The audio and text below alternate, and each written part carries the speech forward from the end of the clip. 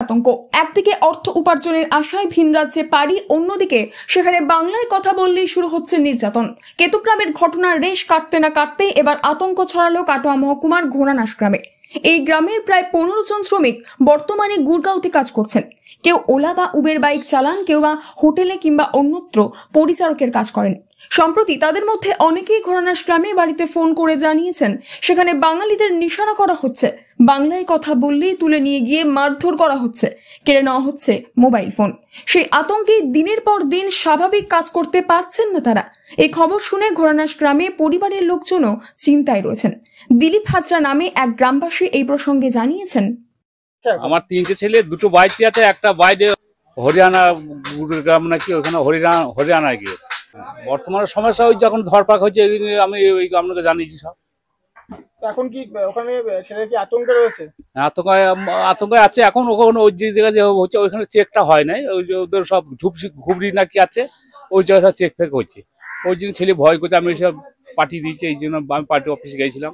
অফিসে আমি বলে এলাম এই বলে, হ্যাঁ কোনো ভয় নাই, তোমাদের চিন্তা নাই। ছেলের সঙ্গে কথা হয়েছে? হ্যাঁ, ছেলের সঙ্গে কথা। ছেলেকে ফোন করেছিলাম সকালে, বললো বাবা এখানেও অসুবিধা হয় নাই, যেটা লাগে ডকুমেন্ট আমি সব পাঠিয়ে দিয়েছি। এখন মোবাইলে সবকিছু হচ্ছে তো, মোবাইলে সব পাঠিয়ে দিয়েছি। হঠাৎ করে এই ভয়টা কেন, কি কারণে আপনারা চিন্তায় রয়েছেন? এই যে ধরপাক করছে, ওই জন্য আমরা চিন্তায় আছি। কিন্তু আমার ছেলেকে ধরে নিয়ে যায়, আমি তো বহুত দূরে, আমার বয়স গেছে, যেতে পারবো না।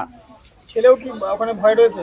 ভয়ে এখন ভয় কারণ আছে, বই কি ভয় কারণ নাহলে আমি ছেলে ফোন করেছিলাম, আমি ওই সব করেছি, আমি তা করতে পারতাম না। মানে ঘোড়ানাশ গ্রামের বাসিন্দা ও পরিযায়ী শ্রমিক গোবিন্দ হাজরা ফোনে জানান তারা খুব আতঙ্কে রয়েছেন। তাদের চোখের সামনেই বাঙালিদের তুলে নিয়ে যাচ্ছে, বেধড়ক মারধর করা হচ্ছে, বাংলায় কথা বললেই গালিগালাজ করছে, এমনকি ফোনও কেড়ে নিচ্ছে। তিনি তার স্ত্রী এবং মেয়েকে নিয়ে সেখানে চিন্তায় রয়েছেন। এই ঘটনার জেরে আতঙ্কে দিন কাটাচ্ছেন তাদের পরিবারের সদস্যরাও। উপযুক্ত নথি চেয়ে এখন পঞ্চায়েতে দাঁড়ে দাঁড়ে ঘুরছেন তারা। অনেকেই অভিযোগ করছেন পরিচয়পত্র থাকলেও সেগুলিকে মান্যতা দেওয়া হচ্ছে না। উল্লেখ্য, কিছুদিন আগেই কেতুগ্রামের চর সুজাপুর গ্রামের বহু পরিযায়ী শ্রমিককে উড়িষ্যায় কাজ করতে গিয়ে আটক করা হয়েছিল। এবার সেই আতঙ্ক ছড়ালো কাটোয়াতেও। একের পর এক ঘটনার জেরে বাঙালি পরিযায়ী শ্রমিকদের মধ্যে নিরাপত্তাহীনতা বাড়ছে। প্রশ্ন উঠছে, শুধু বাংলা ভাষা বলার অপরাধেই কি এমন নির্যাতনের শিকার হতে হবে বাঙালিদের? এখন দেখার বিষয় কতদিনে এই সমস্যার স্থায়ী সমাধান হয়। পূর্ব বর্ধমান থেকে বনোয়ারিলাল চৌধুরী রিপোর্ট, লোকাল 18 বাংলা।